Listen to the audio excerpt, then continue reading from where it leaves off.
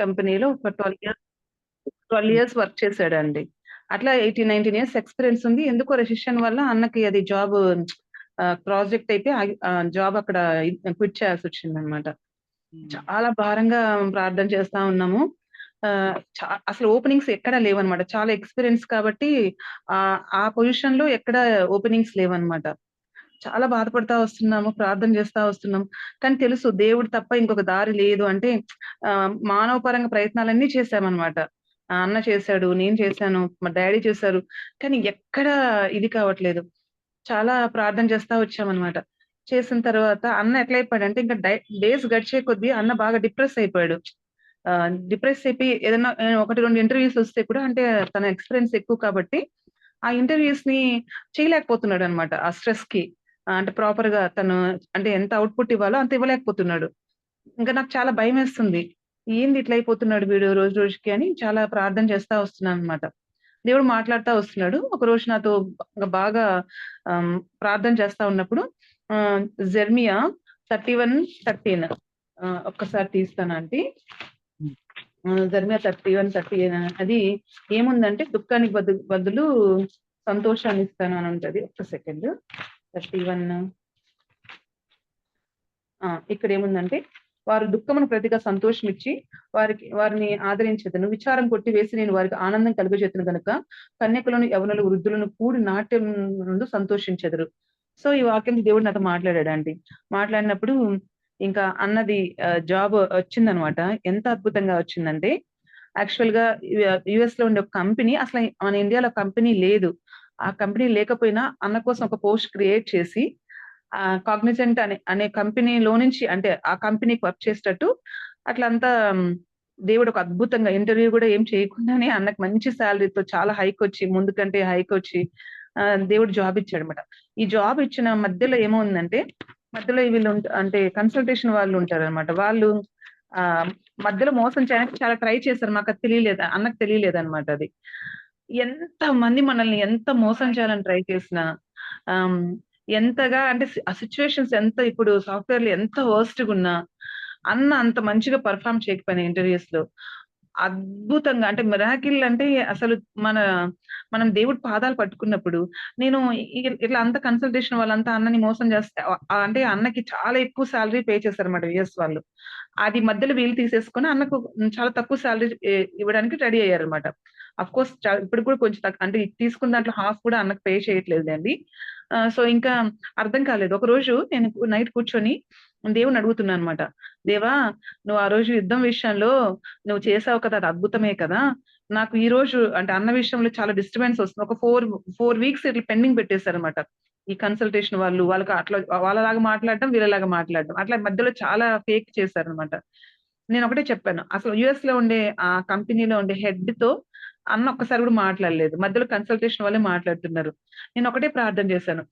నువ్వు కాగ్నిజెంట్‌లో ఉండే అంటే ఇండియాలో ఉండే కంపెనీ హెడ్‌తో మాట్లాడతావా? లేకపోతే యూఎస్‌లో ఉన్న ఆ కంపెనీ హెడ్‌తో మాట్లాడతావో నాకు తెలీదు. ఈ ప్రాబ్లమ్‌ని సార్ట్ ఔట్ చెయి. మేము మనుషులం. మేము ఎవరితో మాట్లాడలేము. మేము ఏమి చేయలేము. ఆ రోజు యుద్ధం ఆపింది నువ్వే నిజమైతే ఈ రోజు నాకు ఇది కూడా చెయ్యి అని ప్రార్థన చేశాను. యాక్చువల్‌గా యూఎస్‌లో సాటర్‌డే రోజు అసలు వర్క్ చేయరనమాట. అసల అతనెవరో గూడా మాకు తెలీదు. ఆ యూఎస్ కంపెనీ హెడ్. ఆ యూఎస్ కంపెనీ హెడ్ మా అన్నకి ఫోను చేసాడు సాటర్‌డే రోజు. అది ఈవినింగ్. ఎంత అద్భుతం అంటే అతను కన్ఫర్మ్ చేసేసాడనమాట. సో అండ్ సో సాలరీకి మేము ఇది కన్ఫర్మ్ చేస్తున్నాము. మీరు ఓకే చేయండి. అని అంటే అట్లా మా అన్నని కన్విన్స్ చేస్తున్నాడనమాట. యూఎస్ కంపెనీ హెడ్ అన్నని కన్విన్స్ చేసి జాయిన్ అవ్వండి అని రిక్వెస్ట్ చేసాడనమాట. ఎంత ఆశ్చర్యమేసి మా అన్నకి తెలీదు నేను ఇట్లా ప్రార్థన చేస్తుంది. అసలు చాలా షాకింగ్‌గా ఉంది. నాకు ఫోను చేసాడు. అతను నాకు ఫోను చేయడం ఏంటి అసలు ఇంత షాకింగ్‌గా ఉంది. అది సాటర్‌డే అసలు వర్కింగ్ డేనే కాదు. వాళ్ళసలు ఇన్వాల్వే కారు. నాకెందుకు కాల్ చేసాడు అని. చాలా సంతోషమైందనమాట. అదే దేవుడు మన ప్రతి ప్రార్థన ఆలకిస్తున్నాడు. నిజంగా అని చెప్పి అన్నది ఇంక అది సార్ట్ ఔట్ అయిపోయింది. అన్నకి అంటే ఆర్డర్ గూడా వచ్చేసింది. అయిపోయింది. అయిపోయిన తర్వాత ఇప్పుడు మరలా ఇరాన్ అండ్ ఇజ్రాయెల్ యుద్ధం జరుగుతా ఉంది గదా! సో, నాకు చాలా ఏంటంటే ఇజ్రాయెల్స్ ఏమో కరెక్ట్‌గా టార్గెట్ చూసి అక్కడ బాంబులేస్తున్నారు. అంటే ఎవరికీ హార్మ్ చేయట్లేదు. కానీ ఇరాన్ వాళ్ళేమో ఇక్కడ వీళ్ళ మీద బాంబులేస్తున్నారనమాట. అంతా ఇజ్రాయెల్ మీద అంటే వాళ్ళ క్యాపిటల్ మీద అంతా ఏస్తున్నారనమాట. అంటే దేవుడు వీళ్ళని ప్రొటెక్ట్ చేస్తున్నారు కానీ అంటే అంటే చాలా ప్రొటెక్ట్ చేస్తున్నాడు. బట్ వాళ్ళకంతా ఉన్న కొంచెం ప్లేసే అంతా వాళ్ళ బిల్డింగ్స్ పడిపోవడం అట్లంతా బాధేస్తుంది నాకది. అంటే ఇజ్రాయెల్స్ అంటే మనం ఆత్మీయంగా మనం గూడా ఇజ్రాయెల్సే కదా! సో, ఇజ్రాయెల్‌కి ఏం జరిగినా చాలా బాధేస్తుంది. నాకు చాలా ప్రేయర్ చేస్తుంటానన్నమాట ఎప్పుడు ఇజ్రాయెల్ గురించి. ఇంకా ఒక చిన్న సాక్ష్యం విన్నానన్నమాట. నేనేం విన్నానంటే, ఇంక బాంబు ఒక ఒక బెర్షెబా దగ్గర ఒక హాస్పిటల్ మీద బాంబేస్తారు ఏస్తారు అనే కొంచెం ఒక 2, 3 అవర్స్ ముందు వాళ్ళకెందుకో స్పిరిట్‌లో సెన్స్ అయ్యి వాళ్ళేం చేశారంటే ఐసీయూలో ఉన్న పేషెంట్స్ అందరిని బాంబు షెల్టర్‌లోకి షిఫ్ట్ చేశారని న్యూస్ విన్నానన్నమాట. ఏంది వీళ్ళసలు పాపం ఇజ్రాయెల్స్ ఇంత అంటే ఐసీయూలో పేషెంట్ షిఫ్ట్ చేయడం అంటే ఎంత కష్టం అది మాకు తెలుసు కదా! ఎంత సఫర్ అవుతున్నారు వీళ్ళు పాపం ఈ యుద్ధాల వల్ల. నాకు చాలా బాధేసిందనమాట. ఆ న్యూస్ అంతా వింటుంటే, ఆ టెల్ అబీబ్ మీద అంతా బాంబులేస్తున్నారంటే. దేవా నిజంగా నా ప్రేయర్‌కి మళ్ళా పవర్ ఉంటే, ఈరోజు మళ్ళా ప్రేయర్ చేస్తున్నా నేను. రేపటికల్లా నాకు సీజ్ ఫైర్ అనే వర్డ్ నేను వినాలి. నువ్వు ట్రంప్‌తో మాట్లాడతావో నాకు తెలీదు. కమియలేనితో మాట్లాడతావో నాకు తెలీదు. బెంజమిన్ నెతన్యాహుతో మాట్లాడతావో నాకు ఈ ముగ్గురిలో ఎవరితో మాట్లాడతావో నాకు తెలీదు. ఇప్పుడు ఇది ఇంపాసిబులే. ఎందుకు అంటే ఇరాన్‌లో ఉన్న అదుంది కదా! న్యూక్లియర్ ప్లాంట్‌ని లేపేశారు ఇజ్రాయెల్స్. సో, ఇప్పుడు యుద్ధం అనేది కొద్ది రోజులు జరిగి ఆగే పరిస్థితి కాదు. ఆల్రెడీ వీళ్ళు అంటే తెలుసు సిరియా వాళ్ళతో చాలా అంటే చాలా రోజుల నుంచి గాజా వాళ్ళతో యుద్ధం చేస్తున్నారు. అంటే ఒక 2, 3 రోజులు ఆగిపోయేది కాదు. ఇప్పుడు ఇది పెద్ద టార్గెట్ వీళ్ళు చేసింది ఇజ్రాయెల్స్. సో, ఇప్పుడు యుద్ధం ఆగే పరిస్థితి లేనే లేదు. ఇంకా ఎక్కువ రోజులు జరగాలి. నాకస్సలు అంటే నాకు నచ్చట్లేదనమాట. వాళ్ళన్ని రోజులు ఫైట్ చేయడం అంటే వాళ్ళు మనుషులే కదా! ఎంత అని పరిగెడతారు. ఎన్ని రోజులు పరిగెడతారు. నాకస్సలు నచ్చట్లేదు యేసయ్య. ఈ నిమిషమే నేను ప్రార్థన చేస్తున్నా. నువ్వు నా నా ప్రార్థన కోసమైనా ముగ్గురిలో ఎవరితో అయినా మాట్లాడి నాకు రేపటికల్లా సీజ్ ఫైర్ అనే మాట మాత్రం నేను వినాల్సిందే అనుకున్నాననమాట. యూ వోంట్ బిలీవ్ అసలు పక్క రోజు మార్నింగ్ కల్లా నేను న్యూస్ చూస్తే ట్రంప్ అనౌన్స్ చేసేసాడు సీజ్ ఫైర్ అని. అందరూ ఇట్లా జుట్లు పీక్కున్నారు. అసలు అందరూ అంటే డిస్కషన్‌లో కూడా అంటే పెద్దవాళ్ళు మాట్లాడుతుంటారు కదా! కొలీగ్స్ హాస్పిటల్ అంతా. సడెన్‌గా ఏంది ఇజ్రాయెల్ ఇరాన్ యుద్ధం ఆగిపోయింది. ఇంకా పెద్ద యుద్ధం ఇది ఏదో పెద్ద పెద్దది అవ్వాలనుకున్నాము. అహా! అవ్వాలని కాదు అవుతదనుకున్నామే. సడెన్‌గా ఏంది సీజ్ ఫైర్ అయిపోయింది. ఇదేంటి ఎంత వండర్ అయిపోయింది. చప్పగా అసలు ఈ ఇలా ఆగిపోయింది ఏందంటే ఇప్పటికి అంటే రష్యా, యుక్రెయిన్ ఎన్ని సంవత్సరాలు నడుస్తూనే ఉంది కదా! ఇది ఎట్లా ఆగిపోయింది? అసలు ఎందుకు ఆపేశారు? ఎట్లా ఆగిపోద్ది అసలు? వాళ్ళెందుకు కామ్ అయిపోయారు? అందరూ ఇవే క్వెషన్స్ రైజ్ చేస్తున్నారనమాట. అసలు నేనైతే ఎంత షాక్ అయిపోయినానంటే, అమ్మ దేవా! నువ్వు ఇంతగా ప్రార్థన ఆలకించే దేవుడివా? అంటే ఇంతగా నువ్వు ఆన్సర్ చేసే దేవుడివా అని చాలా సంతోషం వేసిందనమాట నాకు. దేవుడు అదనే కాదు, ఏ విషయంలో అన్నా దేవుడు ఎలా ఉంటాడంటే ఇంకా నేను కొత్తగా హాస్పిటల్ స్టార్ట్ చేశానన్నమాట నెల్లూరులో. చాలా విషయాల్లో నాకు అర్థం కావట్లేదు. అంటే కొన్ని సిట్యుయేషన్స్ వచ్చినప్పుడు నేను ఏ మనిషి దగ్గరికెళ్ళట్లేదు. నేనిప్పుడు ఈ నాక నాకు ఇలా ఒక్కొక్కటి ఇన్సిడెంట్ జరుగుతున్నే కొద్దీ నాకేమవుతుందంటే విశ్వాసం చాలా పెరుగుతుందన్నమాట. దేవుడు నాకు సమీపంగా నాకే కాదు అందరికి సమీపంగా ఉంటాడు. మనుషులైనా ఆన్సర్ చేయడానికి డిలే అవుతదేమో గానీ దేవుడు ఇమ్మీడియేట్‌గా ఆన్సర్ చేస్తాడన్నమాట. సో, కొలీగ్స్‌తో కూడా ఏదైనా ఇష్యూస్ వస్తే నేనసలు ఆర్గ్యూ చేయట్లేదు. వాళ్ళని ఏమి అనట్లేదు. నేను ఫస్ట్ దేవుడి దగ్గరికెళ్తున్నా. ఇదో య య ఇలా ఈ కొలీగ్ ఇలా చేసింది, లేకపోతే వీళ్ళు ఇలా చేస్తున్నారు, ఈ స్టాఫ్ ఇలా చేస్తున్నారు. నేనెవరిని ఏమనను దేవా! ఇది నిజమైతే నా సైడ్ నుంచి ఏదన్నా ఉంటే నాకు కరెక్షన్ చెప్పు. వాళ్ళ సైడ్ నుంచి ఏదన్నా ఉంటే వాళ్ళతో నువ్వే మాట్లాడి వాళ్ళే నాకు సారీ చెప్పాలి. అట్లా అన్ని దేవుడితోనే డీల్ చేసుకుంటున్నానన్నమాట. ఇంకెవరితో మనుషులతో పెట్టుకోదలుచుకోవట్లేదన్నమాట. నిజంగా అలా ప్రార్థన చేసిన ప్రతిసారి దేవుడు ఇమ్మీడియేట్‌గా నాకు ఆన్సర్ చేస్తున్నాడు. ఎంత ఆన్సర్ చేస్తున్నాడంటే చాలా ఆశ్చర్యమైందనమాట. చిన్న చిన్న ఇష్యూస్ కూడా దేవుడు చాలా అంటే ఆయన ఇన్వాల్వ్ అయ్యి సాల్వ్ చేస్తుంటే అంటే నిజంగా ఇజ్రాయేలు యెహోవా దేవుడు గల నీ భాగ్యం ఎంత గొప్పది అంటే ఆహ్, అది రుచి చూస్తే కానీ మనకు అర్థం కాదన్నట్టు నాకు చాలా స సంతోషమైందన్నమాట. దేవుడు ప్రతి విషయంలో ఇట్లా ఇన్వాల్వ్ అవుతూ నాకు హెల్ప్ చేస్తున్నందుకు. ఆహ్ సో, అట్లా దేవుడు ఈ ఈ ఈ కొద్ది రోజులుగా అంటే ఆ మీటింగ్ నుంచి ఈ మీటింగ్ లోపల నాకు ఇన్ని విషయాల్లో హెల్ప్ చేస్తా వచ్చాడు. హ్మ్. రీసెంట్‌గా కూడా మా కొలీగ్ ఏం చేసిందంటే నేను రోస్టర్ ఏస్తానన్నమాట. అందరికి నేను సీనియర్‌ని రోస్టర్ ఏస్తాను. Duties roster. నేను అందరికి కన్సిడర్ చేసి ఒకవేళ ఎక్స్‌ట్రా డ్యూటీ పడితే నేనే వేసుకుంటాను. ఎందుకంటే గొడవలు పడి అక్కడంతా డిస్టర్బెన్స్ చేయడం నాకిష్టం ఉండదు. అందుకని ఏదన్నా ఎక్స్‌ట్రా ఉన్నా నేనే యేసుకొని అందరి డేట్స్ కనుక్కొని మీకేది కన్వీనియంట్ అని నేనేస్తాను. ఎప్పుడు అలాగే చేస్తానన్నమాట. సడెన్‌గా మొన్న ఊరికే ఏదో ఇష్యూకొచ్చేసి మీరెట్లంటే రోస్ట్ చేస్తారని నాకు చాలా షాక్ అయింది. ఎందుకిలా మాట్లాడుతున్నారు? ఆ రోజు కూడా అంతే దేవుడి దగ్గర కూర్చొని ప్రార్థన చేశాను. నేను ఏమనను దేవా ఆ కొలీగ్‌ని ఆ అమ్మాయితో. నాకర్థం కావట్లేదు. నేనైతే నీకు తెలుసు కదా! ప్రతిసారి నేనెంత కన్సిడర్ చేస్తున్నా, ఏదన్నా అవసరమొస్తే నేనే అడ్జస్ట్ అవుతున్న సీనియర్‌నయ్యి. ఎందుకు వీళ్ళు ఇలా అంటున్నారు నాకు అర్థం కావట్లేదు. నేను వాళ్ళనైతే ఎందుకు ఇలా అంటున్నారని కూడా నేను క్వెషన్ చేయను. తప్పెక్కడుందని నన్ను చూపించమని కూడా నేను అడగను. నేను రోస్టర్స్ అని ముందు పెట్టి కూడా నేను అడగొచ్చు. ఏం జరుగుతుంది? ఎందుకు ఇలా అన్నారు నన్ను మీరని. నేను ఎవ్వరి దగ్గరికి న్యాయానికెళ్ళను. నేను ఎవ్వరిని అడగను. నిజంగా తప్పుగా తను ప్రవర్తించుంటే తనే వచ్చి నాకు సారీ చెప్పాలి. ఏదో పొరపాటున అన్నాను మేడం అని అని అనాలి. లేదా నా తప్పు నిజంగా నా బిహేవియర్ అలా ఉంటే నాతోనే నువ్వు మాట్లాడు దేవా! నేనేం కరెక్ట్ చేసుకోవాలి. నాకైతే తెలిసినంత వరకు నేను ఈ విషయం అని చాలా బాధపడ్డానన్నమాట. చాలా హర్ట్ అయిపోయానన్నమాట. ఎందుకంటే చాలా నేను అడ్జస్ట్ అవుతానన్నమాట డ్యూటీస్ విషయంలో. శత్రువు అట్లా నా మీద దాడి చేసింది. చాలా డిస్టర్బ్ అయిపోయాను ఆ రోజు. అంతే దేవుడి దగ్గరికెళ్ళి కూర్చున్నాను. జస్ట్ ఇట్లా ప్రార్థన చేస్తున్నాను. దేవుడు నాకొక స్వరం వినిపిస్తుంది. నీ ఫోన్ తీసుకొని ఒకసారి చెక్ చేసుకో. తన దగ్గర నుంచి అంటే ఆ అమ్మాయి చాలా యాటిట్యూడ్ అన్నమాట తనకి. అంటే అంత ఈజీగా తగ్గదన్నమాట. ఆ అమ్మాయి నాకెందుకు సారీ చెప్తదిలే తనకు మామూలుగానే చాలా యాటిట్యూడే అనుకున్నానన్నమాట. వెంటనే దేవుడు ఒక స్వరం వినిపిస్తుంది. నువ్వు ఫోన్ చూసి చెక్ చెయి. నీ వాట్సాప్‌కి ఒక మెసేజ్ వచ్చింది తన దగ్గర నుంచి. తను సారీ చెప్తుంది. నేను నీ పక్షాన ఉన్నాను. నీ తప్పు లేదని నేను చెప్పడానికి ఆ అమ్మాయి చేత ఈ మెసేజ్ నేను పెట్టించినానని దేవుడు మాట్లాడాడు. నిజంగా ఒక మనిషి ఇంకొక మనిషితో ఎట్లా మాట్లాడతాడో అంటే అట్లా మాట్లాడుతున్నాడన్నమాట దేవుడు. నిజంగా మనం వెళ్లి దేవుడితో గడపడమే లేట్. దేవుడు ఇమ్మీడియేట్‌గా దానికి అంటే చాలా సార్లు అంటే మన జీవితంలో అందరం చూస్తాము.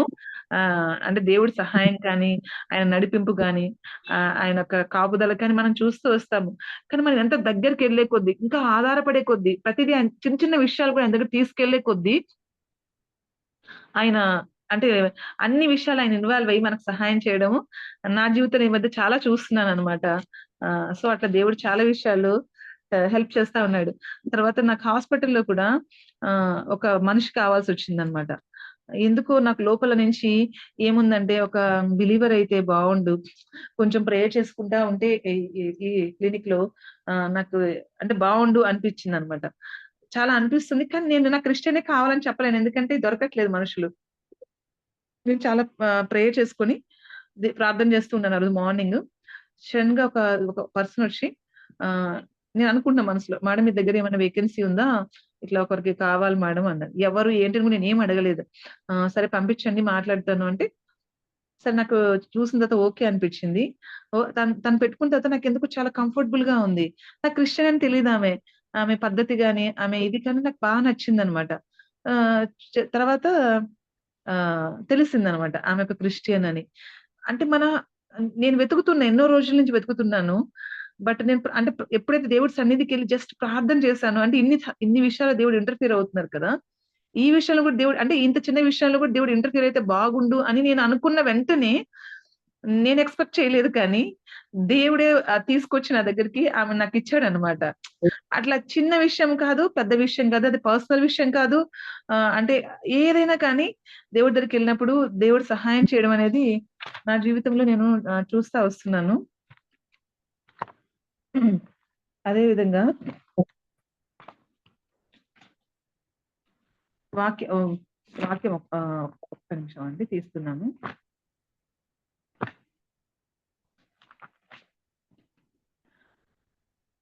ఈరోజు అంటే అంటే దేవుడు నాతో మాట్లాడిన డైలీ పోర్షన్‌లో దేవుడు నాతో మాట్లాడింది. నేను కొన్ని విషయాలు ఐజాక్ విషయంలో కొన్ని నేను షేర్ చేసుకోవాలనుకుంటున్నాను యాక్చువల్‌గా. సడెన్‌గా నాకు నైట్ డ్యూటీ పడింది ఈరోజు. అందుకని నేను షెడ్యూల్ చేసుకోలేకపోయినాను. ఆహ్, సో, దేవుడు నా డైలీ పోర్షన్‌లో దేవుడు నాతో మాట్లాడింది ఏంటంటే రాత్రి నా డైలీ పోర్షన్‌లో మాట్లాడింది నేను కొంచెం షేర్ చేసుకుంటున్నా. ఐజాక్ విషయంలో ఆహ్, ఎలాగా అంటే దేవుడు ఐజాక్ యొక్క క్వాలిటీస్ దేవుడు నాకు చెప్తా వస్తున్నాడన్నమాట. నైట్ నేను ప్రార్థన చేసుకుంటున్నప్పుడు. ఏంటి అంటే మీకందరికి తెలిసినవే ఉంటాయి. నాతో దేవుడు మాట్లాడింది మాత్రం నేను చెప్తానంటే అదంతా చదివించే టైం లేదు కాబట్టి. నిజంగా అంటే అబ్రహాంకి దేవుడు వాగ్దానం చేసి ఎన్నో సంవత్సరాలు అంటే 25 ఇయర్స్ వెయిట్ చేసి దేవుడు మాట్లాడి, చెప్పి వాళ్ళిద్దరి బాడీలు అంటే మృతతుల్యమైన శారా గర్భాన్ని తెరిసి అబ్రహాంతో దేవుడు మాట్లాడి, వాగ్దానం చేసి, వాగ్దాన ఫలంగా దేవుడు ఐజాక్‌ని వాళ్ళకిచ్చాడు. ఇచ్చిన తర్వాత అప్పట్లో అబ్రహాం దగ్గర ఎంతమంది పనివాళ్ళున్నారు? తెలుసు కదా! 500 మంది పనివాళ్ళు ఉన్నారని మనకు తెలుసు. అంత ఆహ్, రిచ్ పర్సన్ తర్వాత అన్ని సంవత్సరాల తర్వాత ఒక బ్లెస్సింగ్ లాగా ఐజాక్ పుట్టినప్పుడు ఎంత గారాబంగా అంటే ఎంత ప్రేమగా చూసుంటారు. ఐజాక్‌ని ఎంత గారాబంగా పెంచుంటారు కదా వాళ్ళు. పెంచినా కూడా అంటే ఇప్పుడు పిల్లల్ని పెంచే విషయంలో నేను దేవుడితో మాట్లాడుతూ ఉన్నా. వాక్యం చదువుకొని దేవుడితో మాట్లాడుతున్నాను. మనం కొంచెం గారాబం చేసాం, పిల్లలు ఇటు చెడిపోతున్నారు, దాన్ని అడ్వాంటేజ్ లాగా తీసుకుంటున్నారు, అంటే కొన్ని విషయాలు ఓవర్ గా బిహేవ్ చేస్తున్నారు అని మా పిల్లల విషయం నేను కొన్ని దేవుడు కంప్లైంట్స్ లాగా చెప్తున్నాను అనమాట. దేవుడు అప్పుడు మాట్లాడుతూ వస్తే ఆ పోర్షన్ తో దేవుడు నాతో మాట్లాడుతూ వస్తున్నాడు. ఏమని చెప్తున్నాడంటే, చూడు, ఐజాక్ ని ఇంత అద్భుతంగా వాళ్ళు పెంచున్నారు. కానీ ఐజాక్ జీవితంలో, ఇస్సాకు జీవితంలో ఎక్కడ తను అంటే వాళ్ళు పెంచిన ఆ విధానాన్ని, అంటే నిజంగా రిచ్ గానే పెంచుంటారు. అలాగే ఆయన చాలా మంచిగా, అంటే ఏమి ఆయన్ని గద్దించకుండా మంచిగా చూసుకొని ఉంటారు. ఇంక తెలుసు కదా, అంత ప్రెషియస్ గా చూసుంటారు. కానీ తను అది ఎక్కడైనా అడ్వాంటేజ్ లాగా తీసుకున్నాడు అతను ఎక్కడైనా అంటే ఆ మిస్‌బిహేవ్ చేయడం కానీ, అడ్వాంటేజ్ లాగా తీసుకోవడం కానీ ఎక్కడా చేయలేదనమాట. ఇస్సాకు తన జీవితం మొత్తం చూస్తూ వస్తే ఎక్కడ దాన్ని మిస్‌యూజ్ చేసుకోలేదనమాట. సరే, అయిపోయిన తర్వాత ఇంకా అబ్రహాము మోరియా పర్వతం దగ్గరికి ఐజాక్‌ని తీసుకొనెళ్ళినప్పుడు, ఐజాక్ అక్కడ పైకెళ్ళినప్పుడు ఎవ్వరు లేరు. ఎవరున్నారు? ఇస్సాకు, అబ్రహామే ఉన్నారు. ఇంకెవ్వరు లేరు. అప్పటిదాకా తెలిసుండకపోవచ్చు ఇస్సాకుకి. ఏమని? అంటే తనే బలిపశువు అని తెలిసుండకపోవచ్చు. కానీ కర్రలు పేల్చి చేతులు కడుతున్నప్పుడు తనకు తెలుసు కదా! నేనే ఆ బలిపశువుని అని. అప్పుడు ఒక 100 ఏళ్ల ముసలాయన, అంటే 100 కాదు, అంటే ఐజాక్ అంటే ఒక 100 ప్లస్ అబ్రహాం శక్తి ఎంతుంటది? యవ్వనస్తుడైన ఇస్సాకు శక్తి ఎంతుంటది? నిజంగా చెప్పాలంటే వెంటనే తన ప్రాణాన్ని కాపాడుకోవడం, మనిషికి ప్రాణం కాపాడుకోవడం కంటే ఇంకా వాల్యుబుల్ ఇంకేమన్నా ఉంటదా? ఏముండదు కదా! ఇమ్మీడియేట్‌గా ఏంది మా నాన్నకి ఏమైనా పిచ్చా, నన్ను బలి పశువుగా పెట్టడం ఏంటి అని చెప్పి ఒక తోపు తోసేసి తను వెళ్ళిపోయుండొచ్చు కదా! పారిపోయుండొచ్చు కదా! అక్కడి నుంచి తప్పించుకొని వచ్చుండొచ్చు కదా! తర్వాత మాట్లాడుకుందాంలే దేవుడితో, ఇదేంది నేను చచ్చిపోవడం ఏంటి అని. అలా అసలు ఎంత ఆశ్చర్యం అనిపించిందంటే, అంటే తెలిసిన విషయమే కానీ దేవుడు నాతో మాట్లాడుతూ వచ్చినప్పుడు ఆహ్, జస్ట్ అట్లా ఏందంటే తన చేతులు, కాళ్ళు కట్టేసినప్పుడు ఆ ముసలి తండ్రి కామ్‌గా అలా అక్కడ కట్టెల మీద పడుకున్నాడనమాట. ఆహ్, నాకనిపించింది. ఎందుకు పడుకున్నాడని దేవుడు నన్నడిగాడు. ఎందుకు పడుకున్నాడు? తనట్లా చేసుండొచ్చు కదా! రెసిస్టెన్స్ చూపించుండొచ్చు కదా! తను కొంచెం పోరాడుండొచ్చు కదా! నాకు వద్దు, నేను చచ్చిపోను, నేను బతకాలనుంది అని అతను మాట్లాడుండొచ్చు కదా! అలాంటి కాన్వర్జేషన్ అక్కడ ఏమీ లేదు. బైబిల్‌లో రాయబడలేదు. జస్ట్ ఏంటంటే తను ఒబీడియన్స్ చూపించి ఆ చనిపోవడానికి తను సిద్ధమయ్యాడు. సింపుల్‌గా అట్లా సిద్ధమయ్యాడు. ఎందుకంత సిద్ధమయ్యాడు అంటే, ఆ ఇస్సాకు తెలుసు. ఏం తెలుసు? తన తండ్రి ఏంటో తెలుసు. తను పూజిస్తున్న దేవుడేంటో తెలుసు. తన తండ్రి కంటే కూడా తన తన ఇన్ని రోజుల ఆ పెంపకంలో అబ్రాహాము తన సేవకులకు గూడా భక్తి నేర్పించాడంట. తన సేవకులు, ఇంట్లో పనిచేసే సేవకులకు గూడా భక్తి నేర్పించినప్పుడు, తన కొడుక్కి నేర్పించకుండా ఉంటాడా? నేర్చుకున్నాడు. నేర్చుకున్నాడు కాబట్టి, తన దేవుడేంటో తనకు తెలుసు కాబట్టి, ఆ భక్తి ఉంది కాబట్టి, తనేం చేశాడంటే జస్ట్ తను సమర్పించేసుకున్నాడనమాట. సమర్పించుకున్నాడు కాబట్టి అక్కడి నుంచి లెయ్యలేదాయన. తన దేవుడిని నమ్మాడు. దేవుడు ఏదో ఏదో దీనికి, అంటే నన్ను దేవుడు ఇలా చెయ్యడు, ఏదో సంథింగ్ ఉందని తను నమ్మగలిగాడు కాబట్టి పడుకోగలిగాడు దాని మీద. లేకపోతే ఆ కర్రల మీద పడుకునేవాడు కాదు. సో, తన దేవుడి శక్తి, తన తండ్రి యొక్క ప్రేమ తను అర్థం చేసుకున్న వ్యక్తిలాగా ఉన్నాడు కాబట్టి, తనక్కడి నుంచి అక్కడ ఒబీడియన్స్ చూపించాడు. ఒబీడియన్స్ చూపించినందుకు దేవుడు దాన్ని హానర్ చేశాడు. తర్వాత తను బతికి బయటకొస్తాడు. సరే. ఇంకా తన విషయం ఇంకా ధ్యానిస్తుంటే నాకు ఆశ్చర్యం వేస్తుంది. ఏంటి అంటే, ఈ జనరేషన్‌లో కాదు, ఏ జనరేషన్‌లో అయినా కానీ, ఒక అమ్మాయిని పెళ్లి చేసుకోవాలి అంటే, కనీసం మాట్లాడడం, ముందే మాట్లాడకపోయినా కనీసం చూడాలి అనుకోకపోవడం కూడా ఆశ్చర్యమే. అంటే చూడాలి అనేది ఎవరికైనా డిజైర్ ఉంటది కదా! తను చేసుకునే అమ్మాయిని చూడాలి అనుకోవాలి. సరే, మాట్లాడాలనుకోలేదు, చూడాలి అనుకోలేదు. ఇంకా విచిత్రం ఏంటంటే, సరే మనం చూడకపోయినా మన పేరెంట్స్ మంచోళ్ళు కాబట్టి మనకు బెస్ట్ ఆప్షన్ తీసుకొస్తారు అనే నమ్మకం చాలా మందికుంటది పేరెంట్స్ మీద. సో, అట్లా అబ్రాహాముని నమ్మడం తప్పు లేదు. మా నాన్నగారు నాకొక మంచి సంబంధం తీసుకొస్తారని వాళ్ళ తండ్రికి అప్పచెప్పడంలో ఆశ్చర్యం లేదు. ఇక్కడ ఆశ్చర్యం ఏంటంటే, ఒక సర్వెంట్‌కి ఇంత పెద్ద విషయం అప్పజెప్పాడు. అబ్రాహాం అప్పజెప్పుండొచ్చు. కానీ ఐసాక్ దానికి ఒప్పుకోవడం నాకు చాలా ఆశ్చర్యం వేస్తుందనమాట. ఐజాక్ నాకు పెళ్లి సంబంధం తీసుకోవడానికి ఒక పని అతన్ని పంపించి, దేవుడు అంటే తన ద్వారా ఒక అమ్మాయిని నా దగ్గర జీవితంలో తీసుకొస్తానంటే యాక్సెప్ట్ చేయడం ఏంటి? అది వినడానికి ఎంత విడ్డూరంగా ఉంది కదా! కానీ అది నిజంగా దేవుని యొక్క శక్తి తనకు తెలుసు కాబట్టే, అది పనివాడు గాని, పేరెంట్స్ గాని, ఇంకొకరు గాని ఎవరెళ్ళినా నా దేవుడు నా జీవితంలో కార్యం చేస్తాడని నమ్మిన వ్యక్తి కాబట్టి, తనొక పనివాడు తనకు భార్యను తీసుకొస్తానంటే యాక్సెప్ట్ చేశాడు. ఇక్కడ అర్థమవుతుంది ఏందంటే, దేవుడితో తనకున్న రిలేషన్‌షిప్ అన్నమాట. ఐజాక్‌కి తనకున్న రిలేషన్‌షిప్. తర్వాత సరే, ఎలియాజర్ ఎళ్ళాడు. ఆ అమ్మాయిని, అంటే మామూలుగా ఏంటి ఎవరికైనా ఏముంటది, చేసుకొని అంటే చాలా ఎంతూసియాజంగా ఫీల్ అవుతాం కదా! ఎవరిని తీసుకొస్తాడు? దేవుడు ఎవరిని పంపించాడు? అసలు వస్తున్నారా? రావట్లేదా? అసలు ఏం జరుగుతుందని అంటే ఈ జనరేషన్ ఫోన్ కాల్స్ కోసం వెయిట్ చేయడము, అంటే మీడియేటర్స్ ఏం చెప్తున్నారా అని వెయిట్ చేయడం ఇలాంటివి చాలా ఉంటది. కానీ వాక్యంలో ఏం రాయబడిందంటే ఐజాక్ ఏమి ఇన్‌ఫ్లూయెన్స్ అవ్వట్లేదు. అంటే ఈ మ్యాటర్‌ని అసలు కన్సిడర్ కూడా చేయట్లేదు. జస్ట్ తను అక్కడ రిబ్కా వచ్చే టైంకి అతను ఏం చేస్తుంటాడని ఉంటదంటే బైబిల్‌లో, పొలంలో క్వైట్ టైమ్ అన్నమాట. తను అంటే అంటే ఆ టైంలో ఆయన వాక్యం ధ్యానించుకునే టైం అంట. అక్కడ పొలంలో ఆయన వాక్యం ధ్యానించుకుంటున్నాడంట. చూడండి ఎక్కడైనా అంటే తన జీవన విధానంలో ఎక్కడైనా మార్పొచ్చిందా? అంటే ఈ ఇన్సిడెంట్స్ బట్టి. చాలా మందికి పెళ్లిళ్లు ఫిక్స్ అయినా లేకపోతే అంటే చాలా తక్కువ టైం అయిపోద్ది. దేవుడికి చాలా తక్కువ టైం అయిపోద్దనమాట. ఎందుకంటే ఆహ్, ఆ సిట్యుయేషన్‌కి ఎక్కువ ఇంపార్టెన్స్ ఇచ్చేసి దేవుడికి కొంచెం తక్కువ టైం ఇవ్వడం అనేది అదంతా నేచురలే. బట్ అంటే అక్కడ ఐజాక్‌లో ఆ చేంజెస్ కూడా లేవన్నమాట. తన మ్యారేజ్ విషయం కానీ, వస్తున్న అమ్మాయి ఎవరని కానీ, దేవుడు నాకెవరిని చూపించాడని కానీ, ఆ అమ్మాయి ఎలా ఉంటదని కానీ తొందరగా అంటే అలాంటి అతని ఎంతూసియాజం ఏం తనకు కనిపించలేదు. జస్ట్ దేవుడితో రొటీన్‌గా ఎళ్తూ ఉన్నాడనమాట.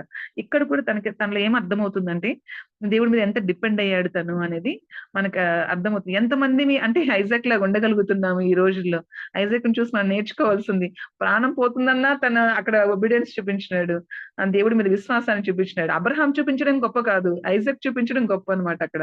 అలాగే మ్యారేజ్ విషయంలో తనంత అంటే అంతగా దేవుడి మీద డిపెండ్ అయ్యాడు. తర్వాత కరువొచ్చినప్పుడు దేవుడు ఇక్కడి నుంచి ఎళ్ళొద్దు. ఇక్కడే నువ్వుండి నువ్వేంటంటే విత్తము విత్తు అని చెప్తాడు. ఎవరైనా కరువులో ఎవరైనా పంటలు పండించగలుగుతారా? అసల ఆ దేవుడు చెప్పిన నమ్మగలుగుతామా మనము? ఎవరు నమ్మలేం కదా! కానీ దేవుడు మాటకు ఒబీడియన్స్ చూపించి తన కరువులో విత్తి నూరంతల పంట కోసాడంట. అంటే అది ఎక్కడ ఇంపాసిబుల్ థింగ్స్ ఉన్నాయో అక్కడ దేవుడు ఏం చెప్పాడు ఎగ్జాక్ట్‌గా దానికి ఐజాక్ ఏం చేస్తున్నాడంటే ఒబీడియన్స్ చూపిస్తున్నాడు. అలాగే ఇంకా నాకిక్కడ తన జీవితంలో ఇంకొంచెం దేవుడు నాతో మాట్లాడిందేంటంటే, అంటే అతను బావులు తవ్వినప్పుడు అక్కడ నీళ్లొచ్చినప్పుడు, అక్కడున్న వాళ్ళు అంటే వాళ్ళేం చేస్తారంటే జెలస్‌గా ఫీలయ్యి, ఆ బావులు రాళ్ళేసేసి ఆ బావులు మూసేస్తున్నారనమాట. మామూలుగా అయితే ఏం చేస్తాము, కోపమొచ్చేసి గొడవ పెట్టుకుంటాం కదా! ఎవరమైనా గొడవ పడతాం కదా! కానీ ఇక్కడ ఐజాక్ వాళ్ళతో ఎక్కడ ఆర్గ్యుమెంట్ చేయలేదు. ఏమి గొడవ పెట్టుకోవట్లేదు. కామ్‌గా వెళ్ళిపోయి ఇంకో చోట తవ్వుకుంటున్నాడన్నమాట బాయి. ఎక్కడ ఇష్యూస్ క్రియేట్ చేసే వ్యక్తిలాగా అసలు ఎక్కడ కనిపించట్లేదు. డే టు డే లైఫ్‌లో మన జీవితంలో ఇలాగ అంటే ఎన్ని సార్లు మన తప్పు లేనప్పుడు మనం ఎంత ఆర్గ్యుమెంట్ చేస్తాం కదా! ఎంత గొడవ పడడానికి ట్రై చేస్తాం కదా! బట్ ఈ ఐజాక్ అయితే అలా చేయట్లేదన్నమాట. దేవుడు ఏం చెప్పాడో, దేవుడు ఎలా కావాలనుకున్నాడు ఒక వ్యక్తిని, తన జీవితంలో తన జీవితాన్ని అలా మలుచేసుకుంటున్నాడన్నమాట. అంటే దేవుడికి కంప్లీట్‌గా ఒబీడియన్స్ చూపిస్తున్నాడు. దేవుడు నన్ను అడుగుతున్నాడు. "నువ్వైతే ఇలా చూపిస్తావా? ఈ ఏరియాస్‌లో నేను ఇలా ఎక్స్‌పెక్ట్ చేస్తున్నాను. నువ్వు ఇలా ఇలా చేస్తావా?" అని. నేనైతే దేవుడి దగ్గర యథార్థంగా ఒప్పుకున్నాను. నేనైతే నేనైతే ఇలా చెయ్యనంటే చేయలేను దేవా. నిజంగా ఐజాక్‌కున్న ఈ గుడ్ క్వాలిటీస్ అయితే నాకైతే లేవు. నేను ఒప్పుకుంటున్నాను దేవా అని దేవుడి దగ్గర నేనైతే ఒప్పుకున్నానన్నమాట. మన జీవితంలో కూడా చాలా ఇంపార్టెంట్ ఇష్యూస్‌లో మనం దేవుడికి ఎంత ప్రయారిటీ ఇస్తున్నాము? దేవుడితో మనము అంటే ఆహ్, దేవుడిని అంటే ఫస్ట్ ఆఫ్ ఆల్ ఏంటంటే మన దేవుడేంటో మనకు అర్థమైనప్పుడు, మన దేవుని శక్తి ఏంటో మనకు అర్థమైనప్పుడు, మన దేవుడు మనకెప్పుడు హార్మ్ చేయడు అనే ఒక థాట్ మనకొచ్చినప్పుడు, మనం నమ్మడం స్టార్ట్ చేస్తాము. మన శత్రువు చేతికి దొరకకుండా తప్పించుకుంటాము. సత్యం మనల్ని స్వతంత్రులుగా చేస్తదనమాట. మనకు సత్యం అర్థమైనప్పుడు, ఆ సత్యం ఏంటి అంటే, దేవుడు ఏ బ్యాడ్ అంటే మన సిట్యుయేషన్స్ ఎంత వరస్ట్‌గా ఉన్నా, మనం ఎలాంటి సిట్యుయేషన్ గుండా ఎళ్ళాల్సొచ్చినా, మనకు దేవుడు హార్మ్ చెయ్యడు. ఇదేదో మన మంచి కోసమే జరుగుతుంది అని మనకు అర్థమైనప్పుడు, ఆ నిమిషమే మనకు ఆ విక్టరీ వచ్చేస్తది. ఆ విక్టరీ వచ్చినప్పుడు శత్రువు అక్కడ పనిచేయడం అనేది తన తంత్రాలు అక్కడ పనిచేయడం ఆగిపోతాయన్నమాట. మన దేవుని శక్తిని మనం అర్థం చేసుకున్న రోజు, హ్మ్. మనం దేవుడిని ప్రేమించగలిగిన రోజు, మన జీవితంలో అంతా మంచి చేస్తాను అని అర్థం చేసుకున్న రోజు, ఐజాక్ జీవితం వల్లే మన జీవితం కూడా తరిష్టుగా ఉంటది. ఫలించే జీవితంలాగా అనిపిస్తది. తను నమ్మబట్టే కదా! తనక్కడ ఆ బలిపీఠం మీద పడుకోగలిగాడు. తను నమ్మబట్టే కదా! తన పెళ్లి విషయంలో దేవుడు ఇన్వాల్వ్ అవుతాడని నమ్మబట్టే కదా! తను కామ్‌గా ఇంట్లో ఉండగలిగాడు. సో, మన జీవితంలో గూడా మనం ఇంతే ఒబీడియన్స్ చూపించాలి. చూపించడం వల్ల నష్టపోయింది ఏమీ లేదు ఐజాక్. మనం కూడా ఒబీడియన్స్ చూపించడం వల్ల నష్టపోయింది ఏమీ లేదు. నా మ్యారేజ్ విషయంలో కూడా అంటే నేను ఐజాక్ లాగా అంత ఒబీడియన్స్ దేవుడికి చూపించలేదు కానీ, నేనైతే చూడకూడదనుకున్నాను. ఆ అబ్బాయిని ఫోటో గూడా నేను చూడను దేవా! ముందే దేవుడికి చెప్తున్నాను. నేను ఫోటో చూడను. నేను ఆ అబ్బాయిని చూడను. నువ్వెవరు నాకు దేవుని చిత్తం అని చెప్తే, నీ చిత్తం అని చెప్తే నా అబ్బాయిని కళ్ళు మూసుకొని నేను పెళ్లి చేసుకుంటాను. నేనైతే దేవుడు పర్ఫెక్ట్ గాడ్స్ విల్ అని దేవుడు అందరితో మాట్లాడి అంటే నా దైవజనులు అందరితో మాట్లాడి ఇది పర్ఫెక్ట్ గాడ్స్ విల్ అని దేవుడు నాతో వాక్యంతో మాట్లాడి కన్ఫర్మ్ చేసేంత వరకు మా హస్బెండ్ ఫోటో కూడా నేను చూడలేదు. అసలు నాకు అది పంపించారు కానీ ఓపెన్ కూడా చేయలేదు. నేను చూడను దేవా నాకొద్దు. నాకు అవసరం లేదు. నాకేది ఇస్తే అది బెస్టే ఇస్తావు. నీ చిత్తం అని తెలుసుకోవడమే చాలా కష్టము.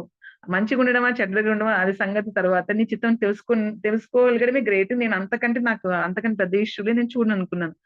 నిజంగా దేవుడు కొరకు మనం ఎవరమైనా కానీ, ఐజాకే కాదు, మన జీవితంలో కాదు, ఎవరమైనా కానీ, దేవుడి కొరకు ఎదురు చూసిన వాళ్ళు ఎప్పుడూ నష్టపోరండి. ఎప్పుడూ దేవుడు మనుషులు ఎవరైనా మోసం చేయొచ్చాం కానీ, దేవుడు ఎప్పుడు మోసం చేయడు. దేవుడు బెస్ట్ తీసుకొచ్చి ఐజాక్ ఇచ్చాడు రిబ్కాని. దేవుడు నేను అలా సమర్పించుకున్నందుకు నే దేవుడు నాకెంత బెస్ట్ ఇచ్చాడంటే, మా హస్బెండ్ నిజంగా అంత ప్రేమించే దేవుని ప్రేమను కలిగిన వ్యక్తిని నాకిచ్చాడనమాట. అన్ని విషయాల్లో, చాలా విషయాల్లో అంటే ఇంట్లో పని కూడా నాకు అన్ని విషయాలు హెల్ప్ చేస్తాడనమాట. చాలా అర్థం చేసుకుంటాడు. వాళ్ళ పేరెంట్స్‌ని ఎంత చూసుకుంటాడు, నాకంటే నా పేరెంట్స్‌ని ఇంకా మంచిగా చూసుకుంటాడు. మా ఇంట్లో ఏదైనా సమస్యొస్తే ఫస్ట్ మా హస్బెండ్ ఎక్కువ రియాక్ట్ అయ్యి దేవుడి దగ్గరికెళ్లి ప్రార్థన చేస్తాడనమాట. నాకంటే కూడా. ఫస్ట్ ఎళ్లి ముందు ఈ విషయాన్ని ప్రార్థన చేయాలి. మీ ఇంట్లో ఈ సమస్య ఉంది అని. మా అన్న వాళ్ళకి ఏదైనా సమస్య వచ్చినా, అమ్మా నాన్నకి ఏదైనా బాలేకపోయినా తను ఎంతో రెస్పాండ్ అవుతాడు. వెంటనే అంటే దేవుడి దగ్గర ప్రార్థన చేస్తాడు. అట్లాగే తను చేయాల్సింది ఏదన్నా ఉంటే ఖచ్చితంగా తను చేస్తాడనమాట. నాకైతే రీసెంట్‌గా డ్యాడీకి క్యాటరాక్ట్ సర్జరీ అయింది. అన్న వాళ్ళు ఎవరు రాలేదనమాట. చూసుకోడానికి. మా అన్న వాళ్ళు ఎవరు రాలేదు. మా అన్న వాళ్ళ ప్లేస్‌లో అంటే మా హస్బెండ్ నుండి మా నాన్నకి అన్నీ చేయించి తనెంత బిజీగా ఉంటాడు. స్టిల్ గంటకోసారి డ్రాప్స్ ఎయాలి. మా నాన్న ఎంత భయపడుతున్నాడంటే ఎవ్వరిని నమ్మట్లేదు. మా హస్బెండే వచ్చి ఆ గంటకోసారి కూడా డ్రాప్స్ ఎయాలనని. "ఏం నాన్న నీకేమైనా పిచ్చెక్కిందా?" అంటే, "నేను ఆ అబ్బాయితోనే ఏయించుకుంటానమ్మా" అంటున్నాడనమాట. అంటే ఆళ్ళకి ఆ టైంలో అంత ఫియర్ ఉంటదేమో నాకు తెలీదు. "నువ్వు గూడా వద్దు నాకు అఖిలేష్‌నే పంపించు" అంటున్నాడు. అసలు మామూలుగా విసుగొస్తది కదా! వేరే వాళ్ళకి. ఏంది ఇంత ఇది చేస్తున్నారు అంటే గంటకోసారి నేనెక్కడ పోవాలని. మా నాన్న అడగక ముందే తనట్లా ఫీల్ అవుతున్నాడని మా హస్బెండ్ ఎంత పనున్నా అక్కడ పక్కకి పెట్టేసి హ్మ్. మా నాన్న కోసం లీవ్ తీసుకొని తర్వాత కొన్ని రోజుల వరకు తనకి డ్రాప్స్ అంటే నేను కూడా అంత పేషెన్స్ చూపించలేననమాట. నేను నేను కూడా నాకు చిరాకొస్తుంది మా నాన్న మీద. అరుస్తున్నాను. "ఏంది ఇట్లా చేస్తున్నావు నువ్వు? తను కూడా గంటకోసారి ఎట్లా ఏస్తాడు వచ్చి నీ కోసము" అని అరుస్తున్నాను. మా నాన్న అరుస్తున్నాడు. "నువ్వేంటి అట్లా మాట్లాడుతున్నావు? వాళ్ళకి పాపం ఇన్‌సెక్యూర్‌గా ఫీల్ అయ్యి కదా! నేనేస్తే సెక్యూర్‌గా అనిపిస్తే నేనే ఎళ్లి ఏస్తాను. నువ్వెందుకు అట్లా కసురుకుంటావు మనుషులని?" నిజంగా అంత ప్రేమించడం అనేది దేవుడిస్తే తప్ప మనం వెతుక్కుంటే దొరకరు మనకి. దేవుడిచ్చేది ఎప్పుడు ఎంత బెస్ట్ ఉంటదంటే, దేవుడి కోసం వెయిట్ చేసినప్పుడు, దేవుడి మీద ఆధారపడినప్పుడు దేవుడు మనకి అలా ఇస్తాడనమాట. ఇంకా చాలా ఏరియాస్‌లో కరెక్ట్ చేసుకోవాల్సి ఉంది. దేవుడికి ఒబీడియన్స్ చూపించాల్సింది ఉంది. మనం సబ్మిట్ చేసుకోవాల్సింది కూడా ఉంది. చేసుకున్నంత వరకు దేవుడైతే నమ్మకంగా ఆయన ప్రతిఫలం అయితే ఇచ్చాడు.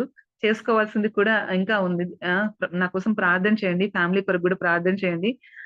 దేవుడి సన్నిధిలో దేవుడు నిజంగా రేపొచ్చి మనల్ని పిలిచినప్పుడు ఎవరికి వాళ్ళము మనకొక టైటిల్ అయితే డిసైడ్ అయిపోయింది.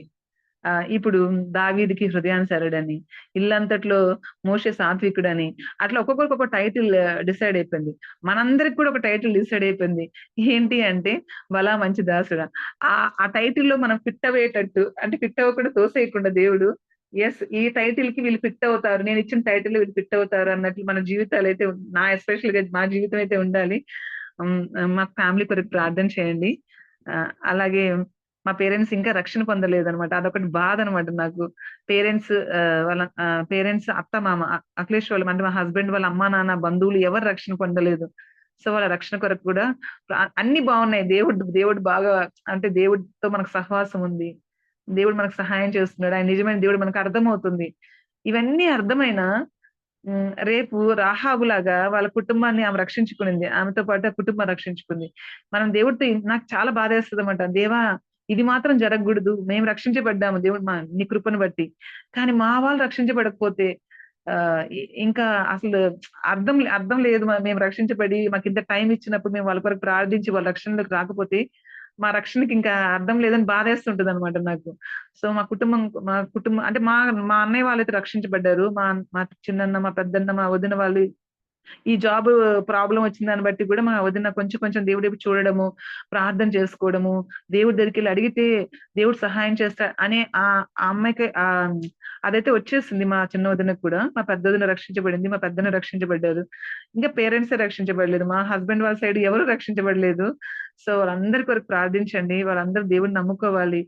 దేవుడితో ఉంటే జీవితము ఎంత కంఫర్టబుల్ గా ఉంటది.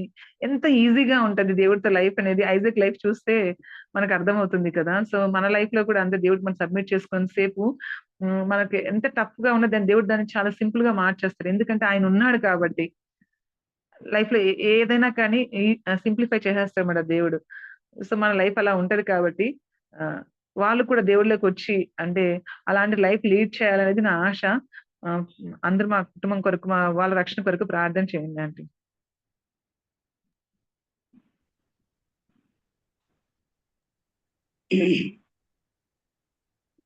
మార్గరేట్ వచ్చారా? అక్క ఉన్నానక్క. మాట్లాడతారా? మాట్లాడండి అక్క. ఏమైనా టైం మాట్లాడండి మీరే. అదే ఇంకా రమ గారు తన సాక్ష్యము చెప్పారు. వాళ్ళ అన్న జాబ్ విషయంలో, తర్వాత యుద్ధం విషయంలో, తర్వాత రోస్టర్ విషయంలో, ఆమెకు హెల్ప్ అన్నిటిని అంటే చిన్న పెద్ద ఇది అడగచ్చా అడగకూడదా అనకుండా దేవుడి దగ్గర తను ప్రార్థన చేసినప్పుడు జవాబు పొందినాను అని దృఢ నిశ్చయము. దేవుడే మాట్లాడినాడు అన్నట్లు ఆమె చెప్తుంది. నిజంగానే ఎంతో ధన్యకరమైన జీవితమే. మరి ఆ విధంగా దేవుని వాయిస్ వినడం అనేది, ప్రార్థనకు దేవుడు జవాబు ఇవ్వడం అనేది మన రిలేషన్‌షిప్‌ని బట్టి ఉంటదనమాట. గాడ్‌తో మనకున్న రిలేషన్‌షిప్‌ని బట్టి ఉంటది. మనం దూరంగా ఉంటే వినలేము. మరి ప్రార్థన చేయకపోతే కూడా వినలేము. మరి ప్రతి విషయంలో మరి సిస్టర్ డాక్టర్ రమ గారు దేవుని మీద ప్రతి విషయంకి ప్రార్థన. మనుషుల మీద నేను ఆధారపడను. దేవుని మీద ఆధారపడతానని చెప్పారు. నిజమే, అది చాలా ప్రాముఖ్యమైన విషయం. యాస్ ఎ క్రిస్టియన్‌గా we have to depend on God completely for all things. అది కూడా ఇది ప్రేయర్‌ఫుల్‌గా. అప్పుడు దేవుడు తప్పకుండా మన ప్రార్థన ఆలకించి జవాబును అనుగ్రహిస్తాడు. చాలా వారి అన్న జాబ్ విషయంలో, మరి యుద్ధం విషయంలో కూడా ప్రార్థన. మరి ఆపమని యుద్ధం ఆపండి ప్రభా అని అంతా చేసాం. కానీ మరి అంత సీరియస్‌నెస్ అయితే లేదని నా మట్టుకు అనిపిస్తది. ప్రతి విషయంలో జాబ్ విషయం అయితేనేమి, మరి దేశంలో జరుగుతున్న విషయాల్లో ఏమి, తను ఎంతగా దేవుని దగ్గర గోజాడింది. సో, కాబట్టే జవాబు వచ్చింది. ప్రార్థన చేయకపోతే ఇంకా మనకు జవాబు తెలీదు. ఆ యొక్క హ్యాపీనెస్ కూడా ఉండదనమాట.